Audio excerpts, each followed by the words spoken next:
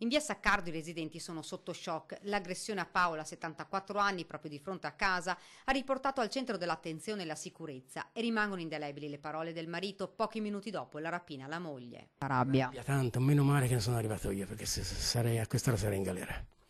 A quest'ora sarei in galera io, se arrivavo io.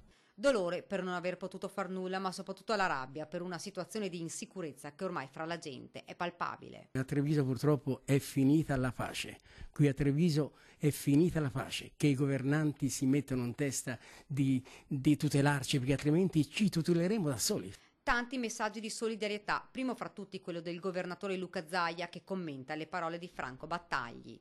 Chi avesse la minima intenzione di delinquere in uno Stato di diritto, scrive, andrebbe scoraggiato da leggi severe e inflessibili che purtroppo in Italia non ci sono. Anzi, a finire nei guai è sempre chi vorrebbe difendere la propria famiglia e le proprie cose. Tutto questo, conclude Zaia, va cambiato. L'amministrazione comunale intanto fa sapere che sul fronte sicurezza nel quartiere San Zeno sono state già adottate alcune misure. Siamo intervenuti allocando, come avevamo promesso, una telecamera proprio sotto il cavalcavia, perché giustamente venivano lamentate frequentazioni pericolose, e lì abbiamo istituito una telecamera.